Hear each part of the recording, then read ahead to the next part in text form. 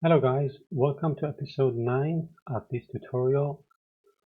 In this episode, what I want to do is to refactor the views of the application to use the components we developed in the previous episode. So if you haven't watched the previous episode, please make sure you do that. In the previous episode, we introduced some reusable components. And now the beauty of reusable components is that you can use them inside of your views. You can reuse them as many times as you want. So let's get started. Let's first talk about the three ways to write the same simple view component using Options API, which is, let's say, the old way to do this, Composition API, which is the modern way to do this, the way that we have, the way we are already familiar with, and then Composables with Composition API, which helps us to encapsulate like a reusable piece of code. So the goal is to create a counter component with a button that increments a number. Options API. This is the way to implement this using Options API. You define your template. Take a look at the template. It's very easy. It is basically showing the value inside of a count variable, and it is handling the click event of a button. And then inside of the script tag, you define the different sections. Data, you want a single count with the initial value of 0. Methods, you declare your function increment, which is going to increment this count variable. I don't like this style. I like to develop things regardless of the technology that I am using. I tend to develop things based on features. There is this uh, architecture in backend applications like called vertical slice architecture. It is a little bit similar to the idea of not Options API but Composition API. So you separate the the different parts of your applications based on the features that they are implementing, not based on the different, let's say, technical types. So right now I am creating different, let's say, technical concepts. For example, data, methods. These are technical concepts, but it is much better to create everything uh, inside of a component based on the feature, the single feature that that component is going to implement. This is called Composition API. So this is the Options API, right? Now, easy to read for beginners, of course. Logic is a split across data, methods, computed, so on.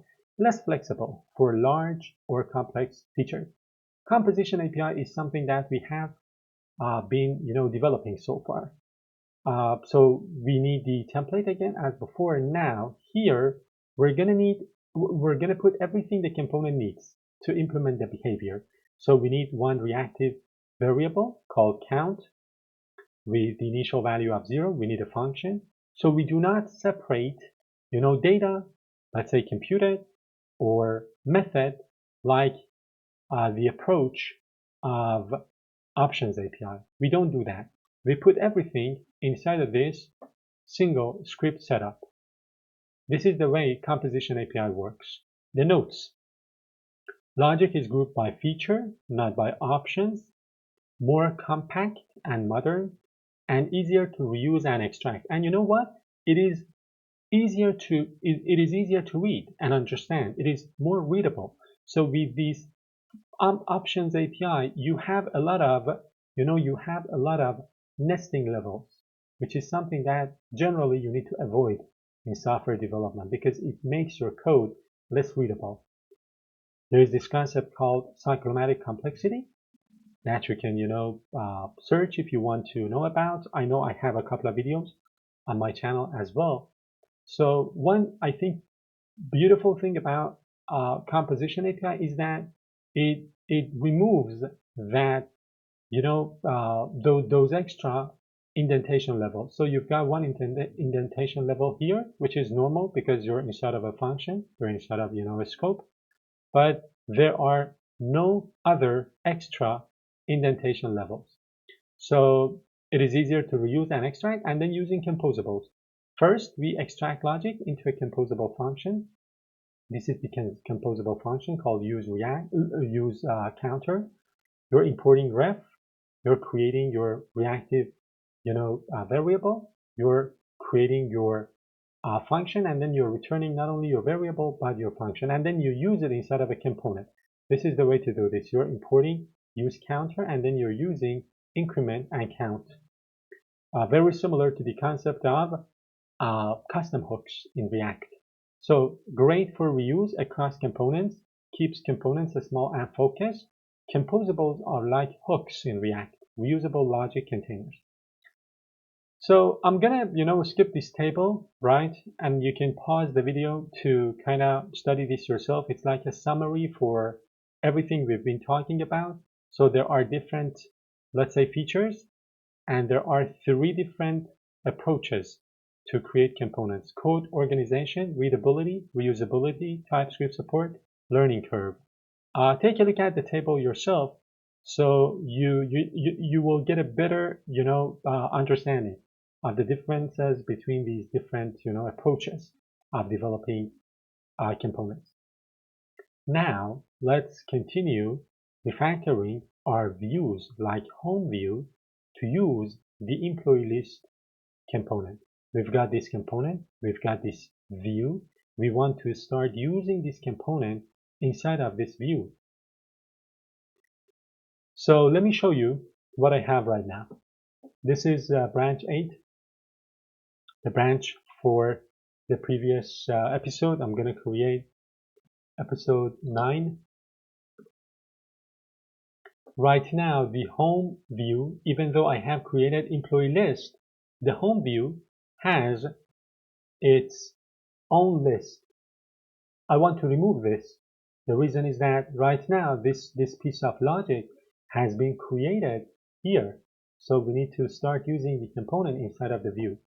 So take a look at the code here. Instead of doing that ULLI thing here, we are invoking the employee list inside of the home view. We are passing the props.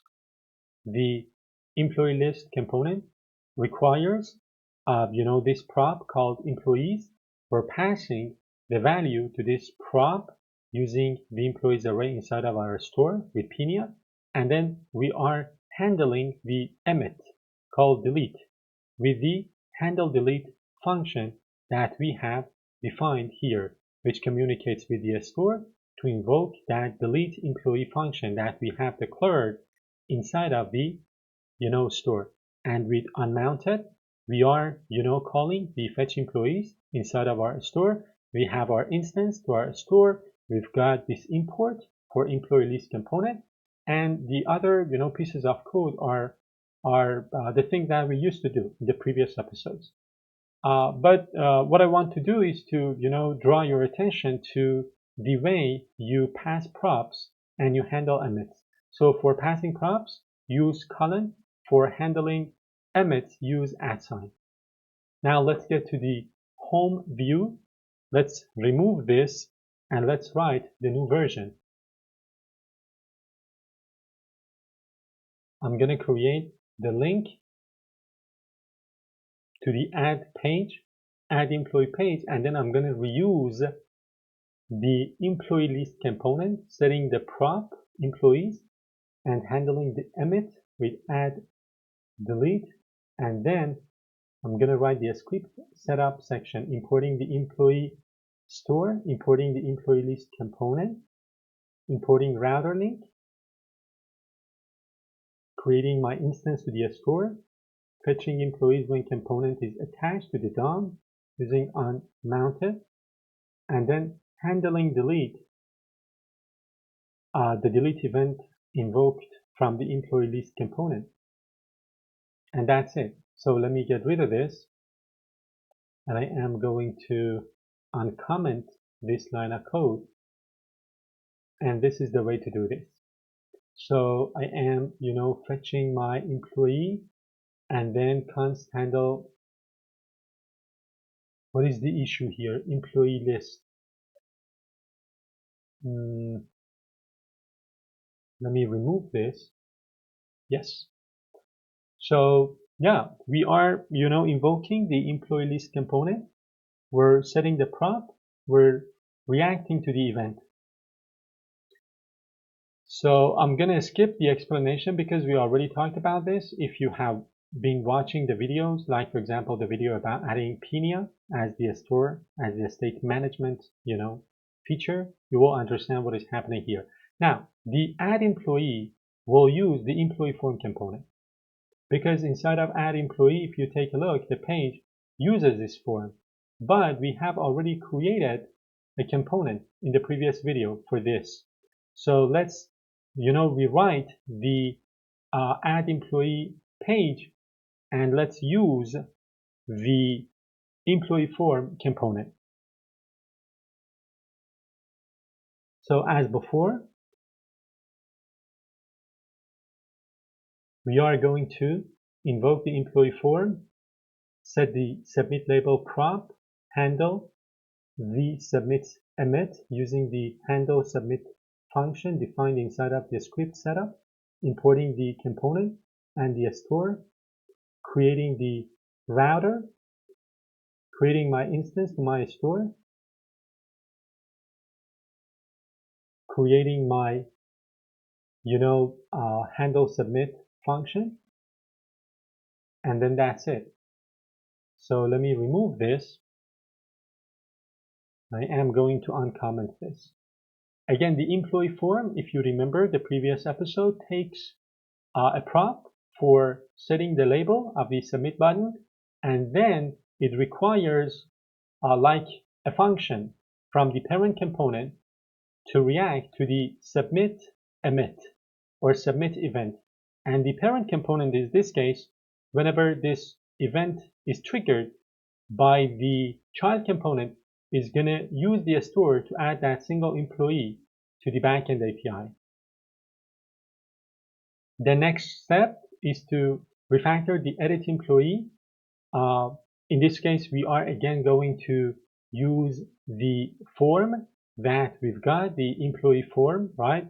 And we are going to set the submit label as well as this is the submit label, as well as the event handler for the submit event or emit. We're going to set the initial data. The initial data was another prop. It's going to be stored that selected employee. Initially, it was null. It was object, if I'm not mistaken. Yes. And we're setting this to store that selected employee. We know store that selected employee. We know what it does. If you don't remember, just take a look at the previous episode. This basically sets an object inside of the store when you fetch one employee using its ID. And then here we're using VF. It's a directive to check whether selected employee has some data or not. And inside of this, the same thing is happening. I mean, basically, whenever the component mounts, we extract the ID, we fetch that single employee by ID, and then in handle submit, we use the store to update that employee using its ID and the form data, and then we redirect to the root of the application. And here we've got our router, our instance. To our store, we've got the import for employee form component, and so on. So let me take you to employee view. Let me remove this and let me write the code for this, edit employee page or view, which is using the component, employee form component. Now let's write the script section. Importing unmounted, importing use route and use router, importing the store, importing the form component, using the use route and using use router, creating the instance to the store, fetching employee by its ID whenever the component mounts, and whenever the form gets submitted, we need to update the employee using our store. And that's it. So let me uncomment these. Let me comment this, and I'm going to remove this line of code here. So this is the, update or edit employee form. So one thing that I would like to, tell you is that, again, we are able to reuse the employee form component in not only the add employee page, but also the edit employee page. All we need to do is to set the correct props. And the employee form is unaware of the fact that it is being used inside of two pages, right? All it needs to do is to render itself, and all it needs to do is to receive the props from the parent component and then set its internal state accordingly. And the other thing that it needs to do is to emit the correct event whenever that significant thing inside of it happens. For example, the form gets submitted, and then the parent component can react to that event, the way it wants. So yeah, again, what is happening here? We're achieving component reuse. Instead of repeating the employee list UI and form UI, we use components that accept props and emit events. Data flow, parent views provide data via props to the child components, and then they listen to the events raised by the child components and they react accordingly. Cleaner views are, cleaner right now. They have less code. They are focused on, data fetching, navigation, and interacting with the store. And the components handle UI display and input. Separation of concerns, right? Flexibility. Employee form adapts to both adding and editing scenarios by receiving initial data and submit label. So this is what we have achieved right now. We're not done yet. There is one last episode in this tutorial that I invite you to watch. So I'm going to wrap up this video, and yeah, I hope I see you in the next one. Bye-bye.